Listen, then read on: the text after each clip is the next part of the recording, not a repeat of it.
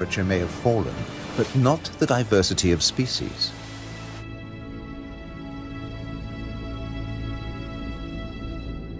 After nearly 6 centuries of human habitation, the seas around these volcanic islands are still largely unexplored.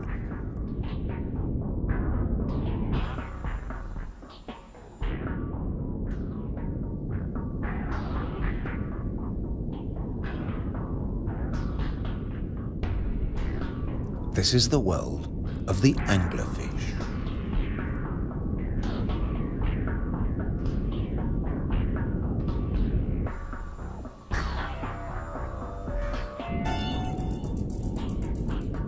A 1,000 meters down, this pink frogmouth ignores the pressure of 100 kilos per square centimeter. Other deep dwellers are less easy to name.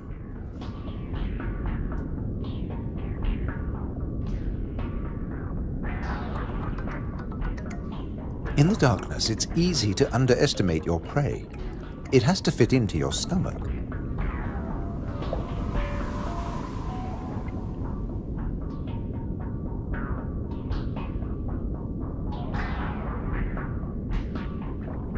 The six-gill is one of the largest deep-sea sharks, but at night it swims to the shallows to feed. The spider crab lives in darkness. It has never seen this kind of light. Nor has its coral community. Beyond the scorpionfish and past the deep-sea sponges, there's an unknown world.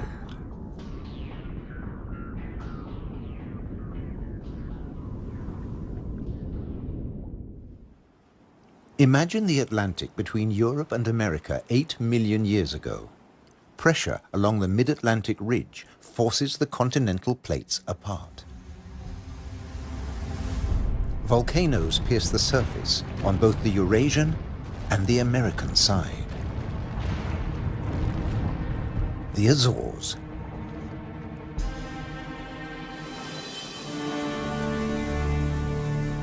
Most of the volcanoes are dormant.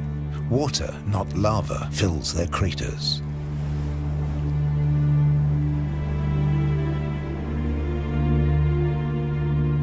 Sometimes only crater edges rear from the sea, worn down by the elements. Spawned by the sea, thereto they will return. For now, it's craters that dominate the landscape. Gases still escape from fumaroles on some of the 1,700 volcanoes. Heat brings water almost to boiling point.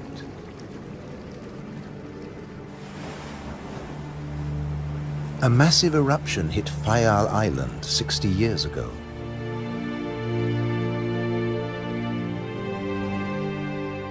Humans couldn't live in this lunar landscape. Hundreds followed the sun to America. On the volcano's slopes, life had to begin again. Birds were pioneers on naked rock.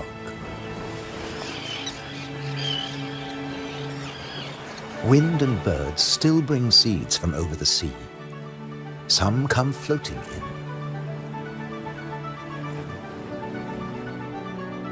Humans brought the Hottentot fig, and plants create the first soil on bare rock.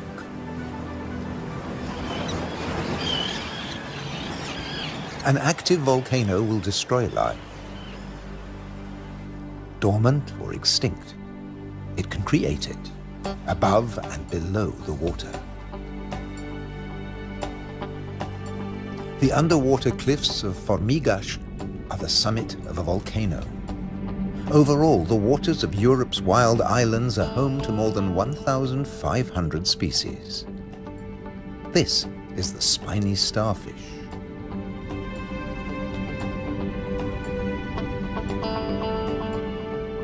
There are 530 fish species, like the damselfish, swarming along reef ledges.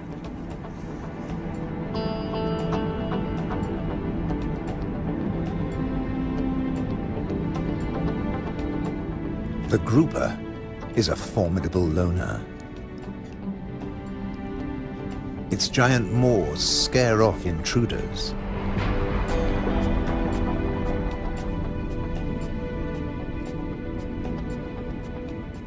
The barred hogfish is a lot prettier than its name.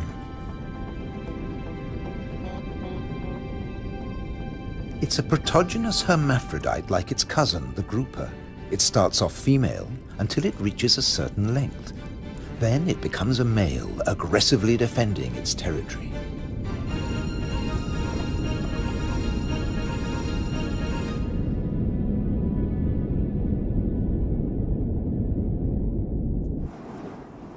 The archipelago's weather changes too, up to 4 seasons in a single day.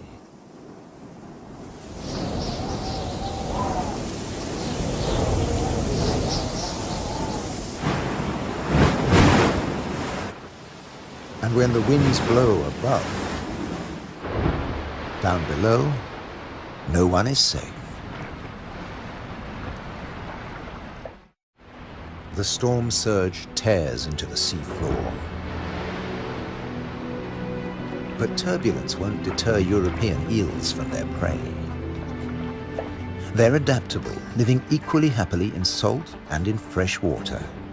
This is just swell. Heavy surf stirs up food. For some, that means come out and eat. For others, take cover. The powerful grouper hides in his rock grotto.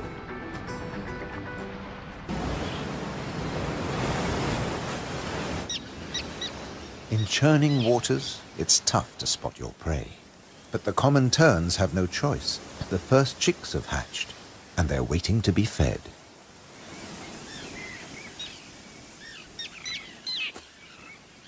Elsewhere, adults are still brooding. The nest, a few pieces of dried grass, hardly visible. The parents sit in turn for 3 weeks. Their beak, both dagger and tweezers, is perfect for catching small fish.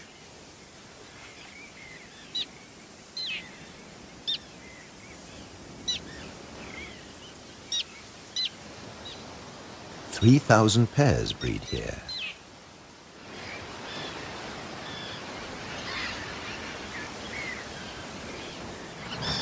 Typically, each couple lays 3 eggs.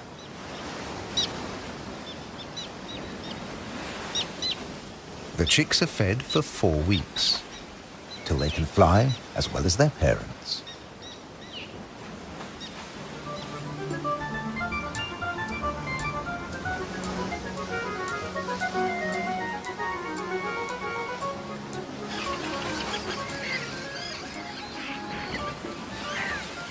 Then they're ready for takeoff on the long journey to South Africa.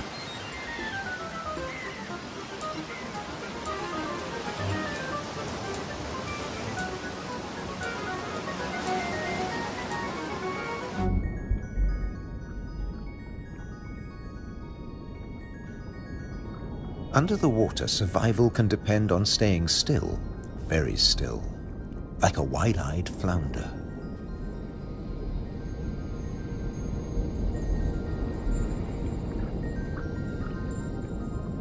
With his general-purpose military markings, the Guinean pufferfish doesn't mind being seen. The Atlantic lizardfish doesn't bother with disguises at all. It simply shimmies into the sand.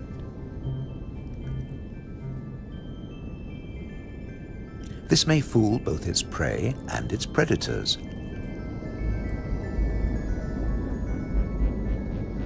But it won't fool the pufferfish patrol.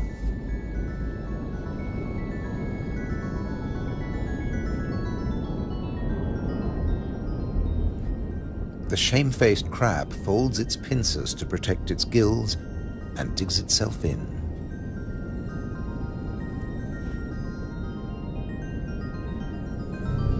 Leaving no opening for the plump flatfish.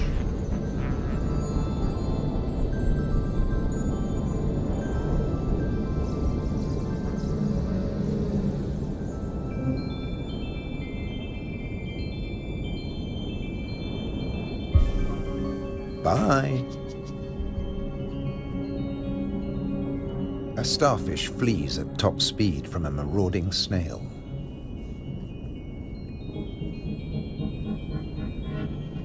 The Triton snail feeds mainly on echinoderms like the purple sea star.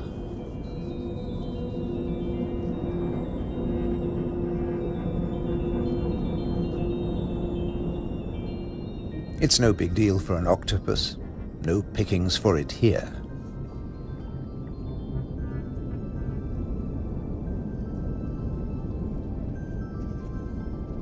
Sacrificing an arm, the starfish gets away.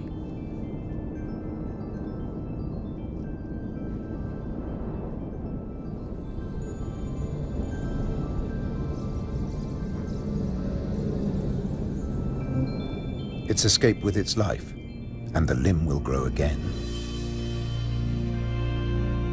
These wild islands in the Atlantic are a freshwater reservoir. Vast amounts of seawater vaporize in the warm ocean air, and freed of salt, they unload onto the Atlantic islands.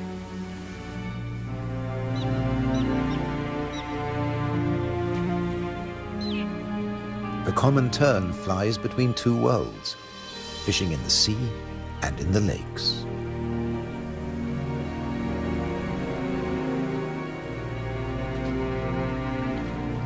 Humans brought the freshwater fish to these islands. Water flows straight off the impervious lava rock.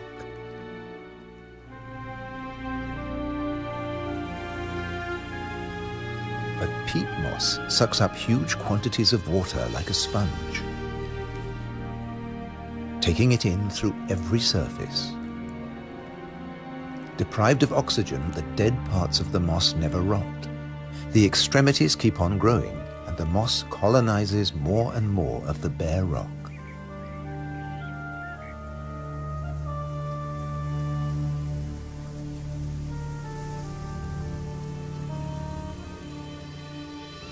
Just beneath, more than 270 caves pierce these wild islands, dark and cold. Perfect for isopods, crustaceans that have their breathing organs in their legs.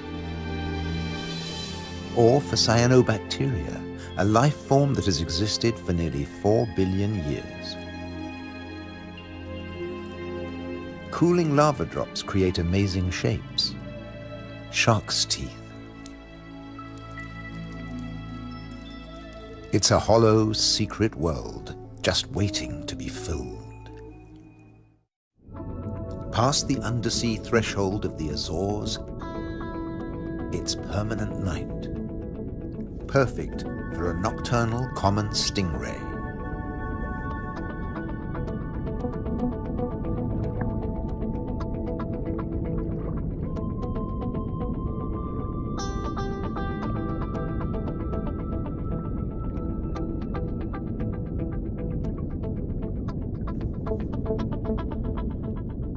It's not alone here. Sliding over the cavern walls, unicorn shrimp. In the camera light, combers and scorpionfish snatch at their prey.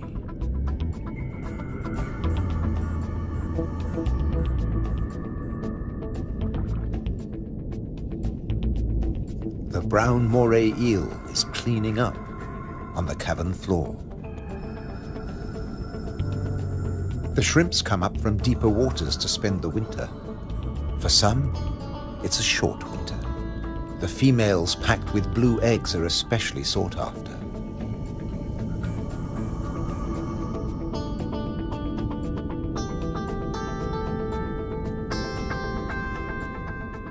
The shrimps also live off crustaceans, their own species.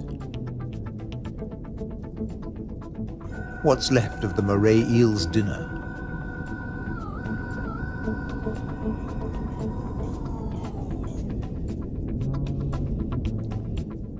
First, eat your neighbor, then take time for a spot of grooming.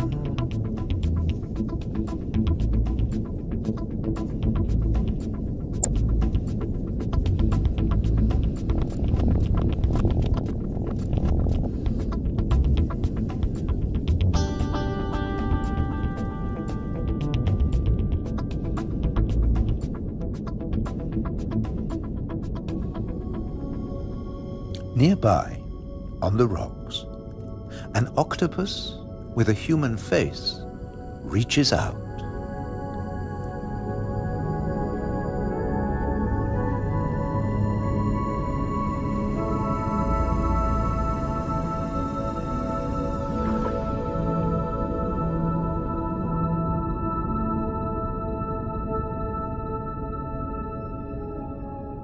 The stingray glides back to the ocean.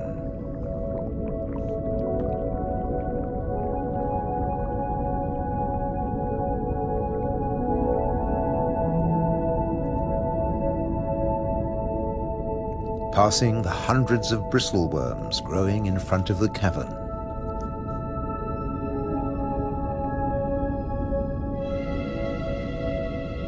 Their tentacles trap particles from the passing current to eat or to construct the tubes they live in.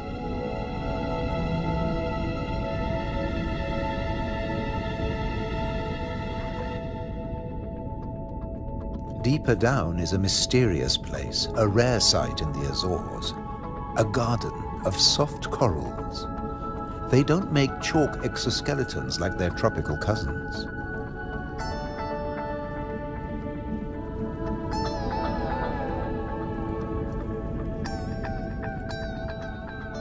The currents carry plankton down to their home on sunken seamounts.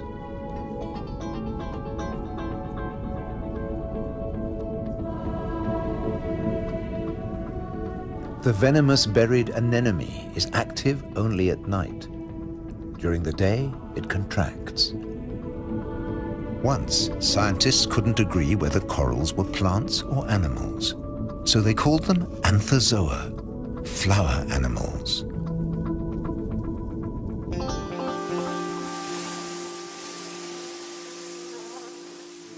No doubt about these. All the flowers on Europe's wild islands arrived from somewhere else.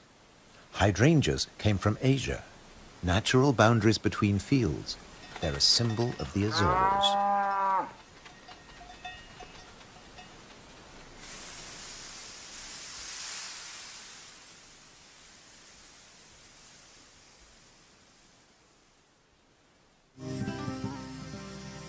Hundreds of stone walls create hundreds of microclimates for the vines the settlers brought in the 15th century.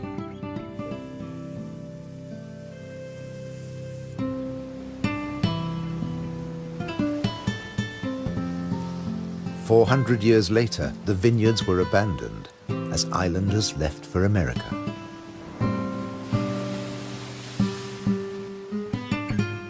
The stone walls became a playground for Madeira lizards. They were brought here by seafarers too. Azores wines are now fashionable again. Nearly 1,000 hectares, more than 2,000 acres of ancient vineyards on the island of Pico have been declared a World Heritage Site by UNESCO. The ruts of ox carts, once the island's only transport. They dragged firewood and building materials for houses and stone walls. And they carried the new wines down to the coast to ship to Europe. But at a cost. Beneath these waters is the strangest, most dangerous place on the Azores. They call it the Anchor Graveyard. Scores of great iron anchors lying on the seabed. When an Atlantic storm hit, the only way to save your ship from the rocks was to cut the anchor rope fast and dash for the open sea. The iron left behind has become a rusting reef for a multitude of creatures. These anchors are coated by algae and tube worms.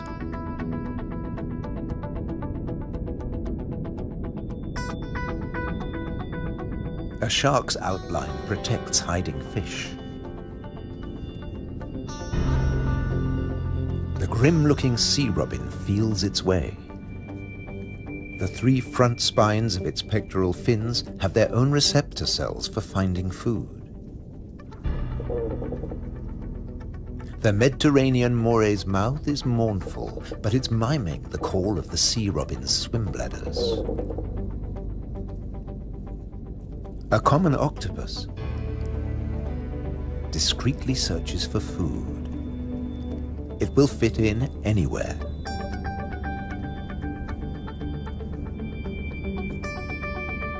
While bearded fireworms clear up the corpses in the anchor graveyard.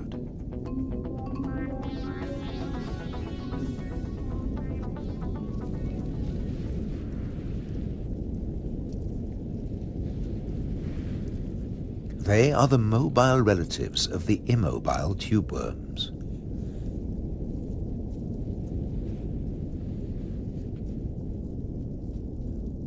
The octopus has found another spot to test its camouflage skills.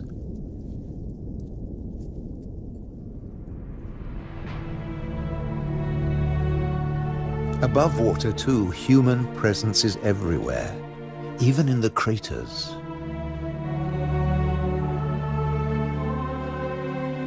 Any straight line means a wall. One that protects the grazing horses and cattle. By keeping the grass short, these domestic animals help the seasonal visitors that have been coming here for thousands of years. The ruddy turnstone digs to find fresh food. Black-bellied plover fly in from Russia on their way to their winter quarters in South America and South Africa.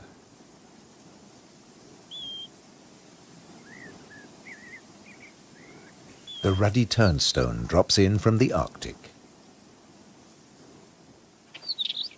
The northern wheatear arrived from Canada via Greenland.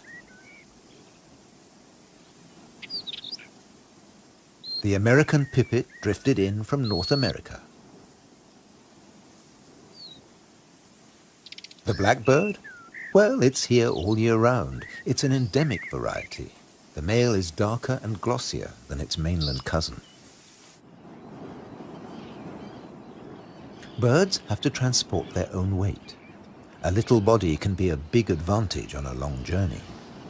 But weight doesn't matter to other migrants. They're supported by water.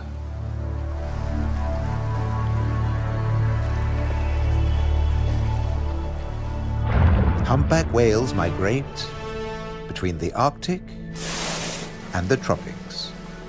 They make a hunchback when they dive, hence the name.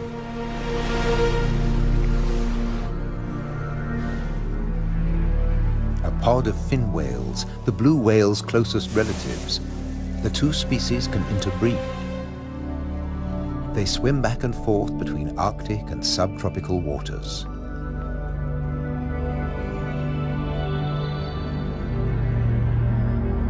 Fin whales and blue whales have their blowhole in the center of their skulls. Sperm whales have theirs on the left.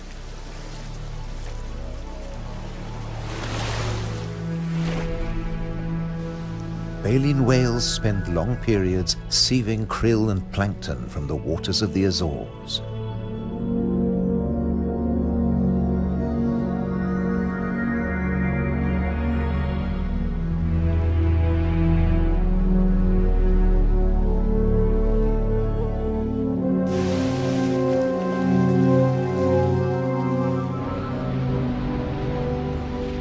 They leave their excreta behind them. It feeds vegetable phytoplankton. Animal plankton eat the phytoplankton, and at the other end of the food chain are fish and the whales themselves. But a great deal of whale food comes from deeper down.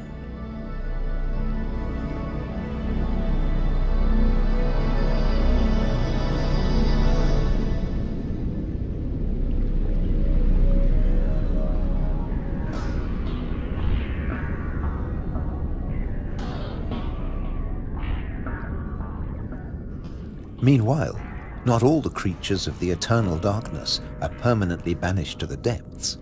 Every night, countless organisms leave the realm of the bizarre anglerfish and rise into shallower waters.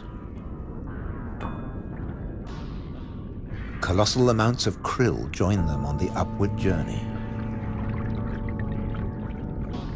A nightly vertical migration. Salps and bioluminescent comb jellies illuminate the greatest movement of biomass on Earth.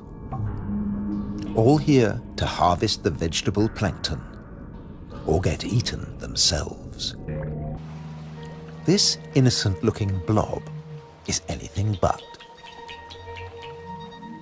A Portuguese man-o'-war is a colonial organism, a conglomeration of polyps serving different functions. One polyp is the sail. Innumerable other polyps repel invaders or catch booty with tentacles that stretch up to 30 meters. On the right, a salp has become ensnared. Venom from stinging cells kills the prey. The tentacles drag it to the mouth.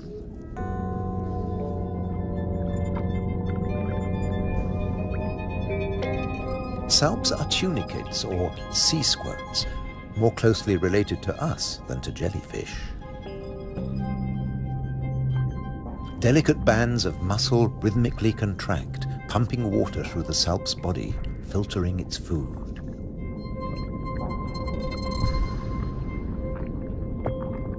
Salps build into chains and can direct themselves through the water.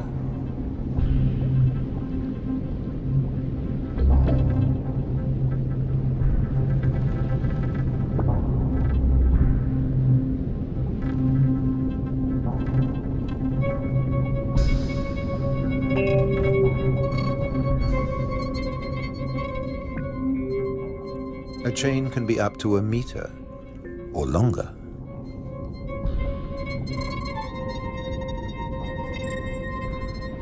Unlike salps, many jellyfish have venomous tentacles.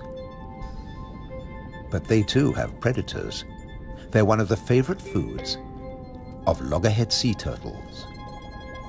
On their 5-year journey from the Florida beach where they were born, they swallow innumerable jellyfish immune to the venom. But there's another hitch. Comb jellies have no sting cells, but in the water they look a lot like drifting plastic.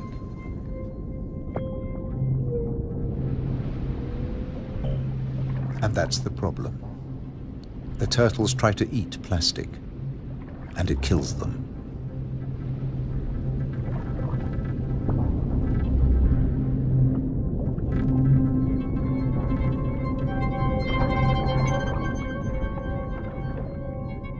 This is a great jellyfish hunter. At up to 3 meters in length, the ocean sunfish particularly relishes the Portuguese man-o'-war. But that too catches other jellyfish.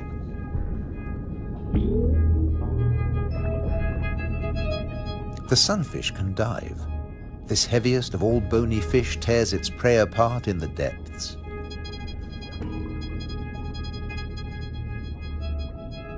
The man-o'-war must stay on the surface, but it's a most effective hunter.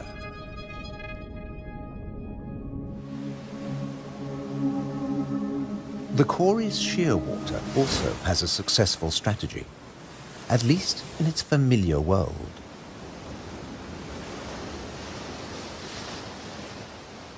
It deposits its eggs in niches high on the rocky cliffs. No surf, no high tide can reach its young. But now they face a new danger. Stray cats.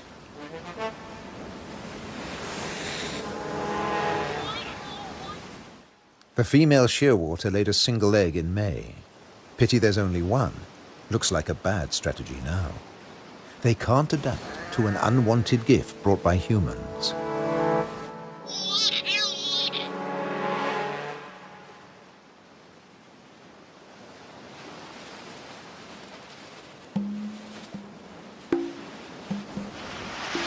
On the island of Corvo, more than 80% of predated chicks are the victims of cats.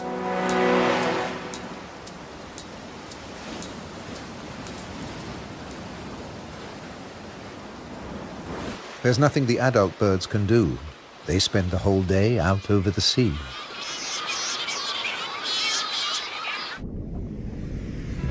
By contrast, periphyton, a mix of algae, bacteria, and microbes, stay where they grow,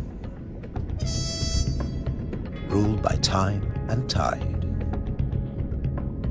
Some quickly find a home on flotsam and jetsam. Attached and yet mobile, they drift across the ocean.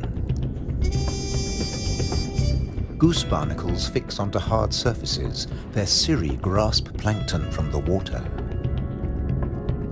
No matter what it's made of, marine debris attracts life forms.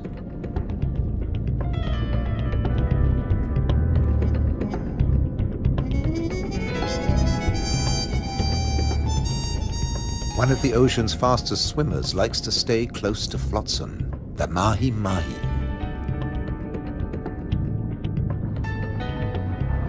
Because floats and buoys provide protection in the open sea.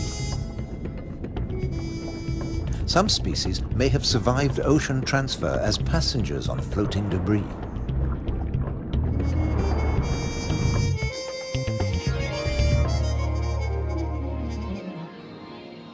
When shearwater breed, dusk brings a deafening chorus. Parent birds calling to their young as they return from the sea.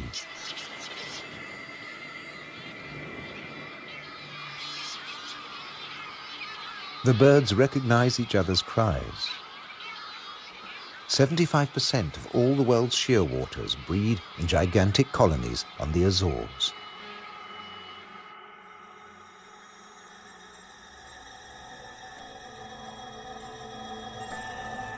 The name Madeira lizard says it all. This creature originated on a distant island. The Madeira wall lizard is very common on the Azores. It's one of the few reptiles found on these islands, and it's very fond of nectar. Invertebrates and vegetable matter complete its diet.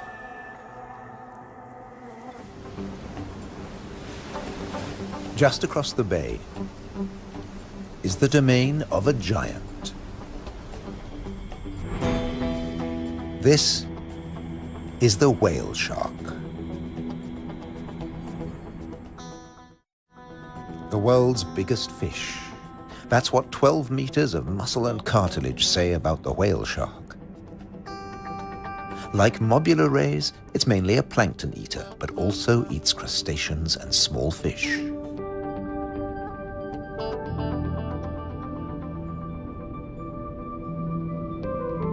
The rays' rolled fins on their foreheads direct the plankton into their mouths.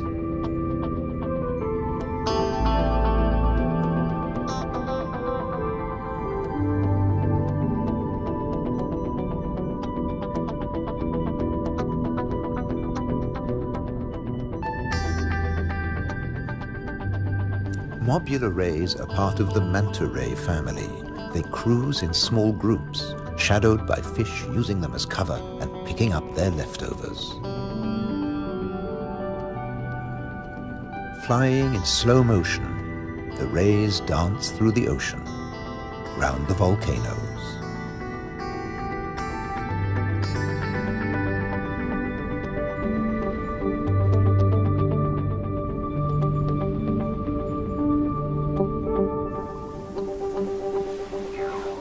High above, there's something stirring on the cliffside.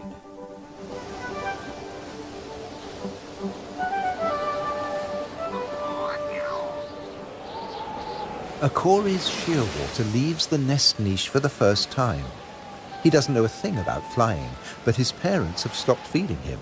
He has to learn to fly as fast as possible, or he'll never have a meal again.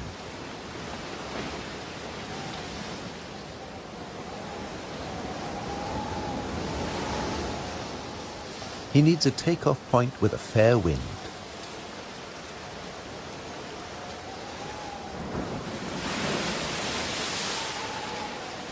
Even on the rocks, he looks unsteady.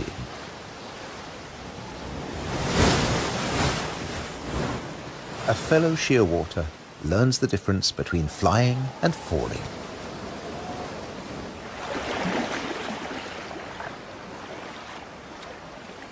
If you're already on the surface of the sea, there's nowhere further to fall.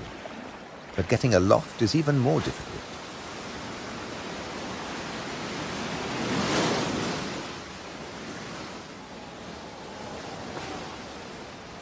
Wings over water. That's the right idea.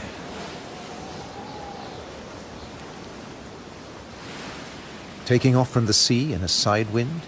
Tough even for the experienced.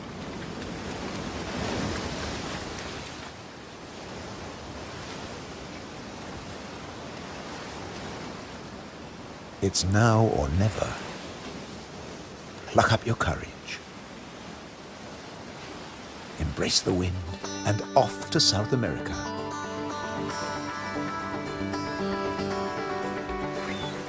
On the Azores, you're either coming or going. In December, with the sheer waters long gone, male sperm whales are returning from their feeding grounds in the Arctic waters. They meet males who were too young to make the journey and mothers with their young calves born while they were away.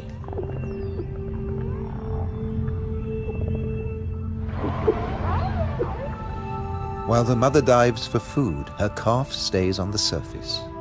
It'll be 2 years before he dives with the group.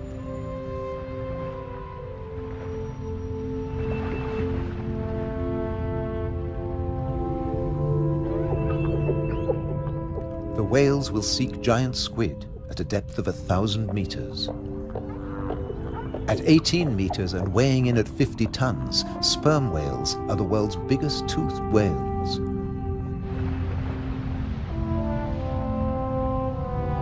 The calf will remain alone for up to an hour, defenseless against a possible attack by killer whales.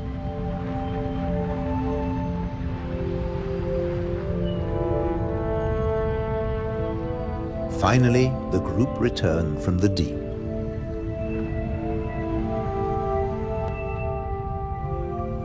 The calf is once more under the protection of its mother. She will feed it for 2 years. During this time, she won't fall pregnant. Now the whales can take their ease, preferably hanging vertically in the water.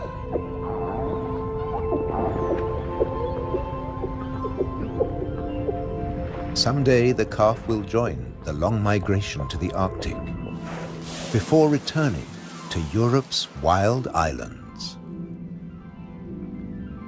the Azores.